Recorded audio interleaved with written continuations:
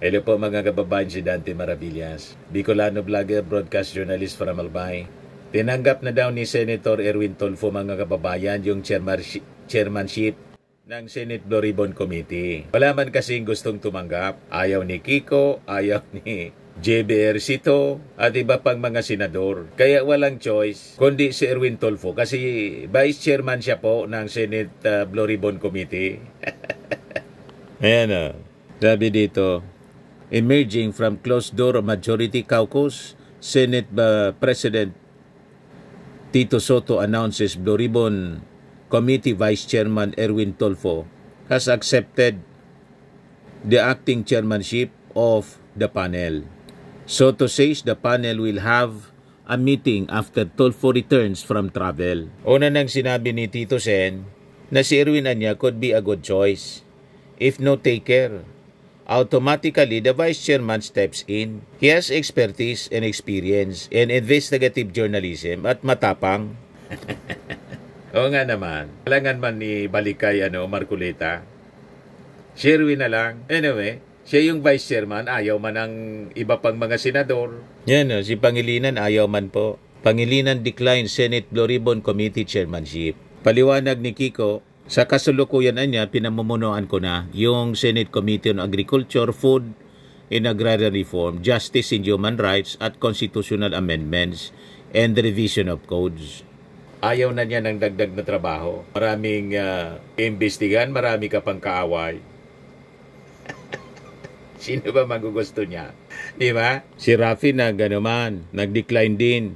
Sabi niya, I'm very flattered that my name is being considered among 4 other senators for the prestigious Blue Ribbon Committee chairmanship. However, if offered to me, I will humbly decline for the simple reason that I don't want to lose focus on my 3 committee chairmanship that are my main advocacies: labor, migrant workers, and public services. Umayaw na kasi po si Ping Lacson. When I say no, Anya, it's no. When I say yes, it's yes, final answer. Inyo na niya, sige. Anyway, pwede naman ako mag-privilege speech at mag-participate pa rin sa mga pag-iimbestiga ng Senate Blue Ribbon Committee kasi member pa rin siya.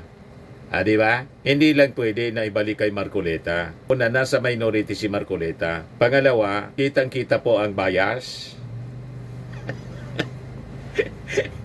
Gusto niya safe yung mga kaalyado niya. At didiktik ng idikdik yung mga kalaban tulad ni Martin Romualdez. Siya yung siya yung nag-presenta ng surprise witness na si Only Gutesa. Kaya lang di na nagpakita. Pero tingnan ninyo, sabi ko nga kanina, ang ating administrasyon walang sasantuhin po. Hiningi na po ng ICI na ilagay sa immigration lookout si Martin Romualdez. Number 1 siya na nasa lista. Number 2 si Chis Escudero. Yung mga senador, kasama si Jinggoy, si Revilla, dating senador. At yung mga congressmen and mga officials ng DPWH. Naka-lookout, request sa DOJ na hingin ang immigration lookout. Di ba? Wala pong sasantuin sa investigasyon. O ngayon, balikan natin si Ombudsman, incoming Ombudsman na Boyeng Rimulya. Maganda yung sinabi ni former Senior Associate Justice Antonio Carpio. Sabi niya, he just might restore faith in the government. Ito ang pahayag ni retired Supreme Court Senior Associate Justice Antonio Carpio kaugnay ng pagtalaga ni Pangulong Bongbong Marcos kay dating Department of Justice DOJ Secretary Crispin Boyeng Rimulya bilang bagong ombudsman na manunungkulan hanggang 2032. Ayon kay Carpio, matagal na niyang kilala si Rimulya bilang isang masipag at laging handang maglingkod mula pa noong estudyante pa ito sa law school. And he comes to the ombudsman at the very critical juncture in our history because the people are losing faith in all institutions of government because of the massive corruption, sabi po ni Carpio. So laking paniwala po ni ni Antonio Carpio kay Boyeng Rimulya na ibabalik ang tiwala ng mga tao sa ating gobyerno. Hindi tulad ng panahon ni Martires na wala ng tiwala po. Nag-file siya ng kaso kay Sara pero tinulugan man lang niya. Ngayon, galit yung mga DDS kasi bubuklatin mga kababayan ni Boyeng Rimulya. Hindi man inaksyonan po. Basta lang siya nag-file tapos pinatulog. Alangan man matulog na lang ng mahimbing yung reklamo. Sinabmit po sa ombudsman ng House of Representatives. Pinatulog lang.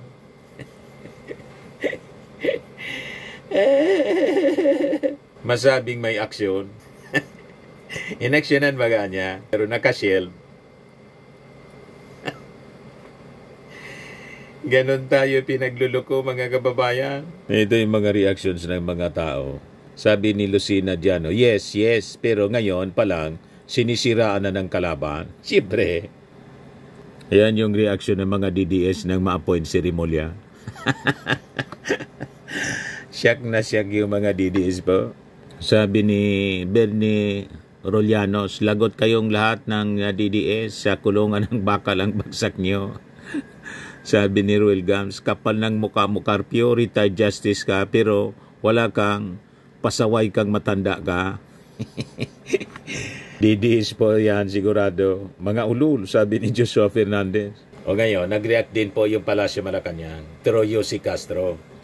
Sabi ni Yossi Castro, Rimulya to be ombudsman for the country, not a select few. Sabi dito, Malacanang on Wednesday expressed optimism that outgoing Justice Secretary Crispin Rimulya will perform his duty in mandate bilang bagong ombudsman with the country's interest in mind and not just of a select few. Sabi ni Castro, nadinig po natin si Secretary Rimulya na ang pagiging at pagtatalaga sa kanyang bilang ombudsman ay nararapat na magkaroon ng transparency at managot ang dapat managot. Kung mayroon man, dapat na managot, sabi po ni Yossi Castro. She then stressed na ang pagtatrabaho po ng ombudsman Rimulya ay para sa buong bansa, hindi para sa isang sektor o isang panig lamang na grupo ng mga Pilipino. Sinabi po natin na pagtatrabaho po bilang ombudsman, ito ay para sa buong bansa. Kung ano po ang dapat na imbestigahan ay dapat pong imbestigahan. Hindi po dapat na may talikuran o kaya tulugan. Kung ano ang nararapat na malaman ng taong bayan, dapat ho maimbestigahan ng ombudsman. Laging may patama si Yossi Castro. May uppercut agad kay ni Martires. Palabas na uppercut pa. Outgoing na.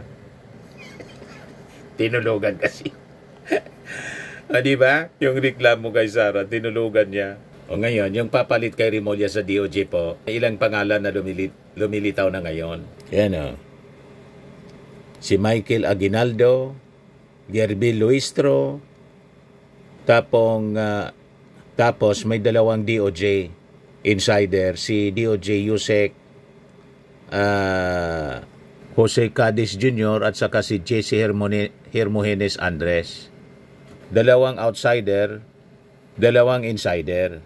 Itong dalawa, outsider. Ito dalawa, insider. Sino niya, Mr. Maravillas, ang dapat mong, ang choice mo? Ako, personally, kung ako ang pipiliin po, number 1 sa akin pong lista, si Luistro, Batangas Congresswoman. Nakikita ninyo yung brilliance ni Luistro. Ang galing niya na abogado, congresswoman. At siguradong pag ang DOJ secretary po si Luistro, si Jinky Luistro, baka tumalo na po sa bangin yung mga DDS. Magbigti na po. Yung mga DDS na corrupt, na mga opisyal, baka magbigti na sila.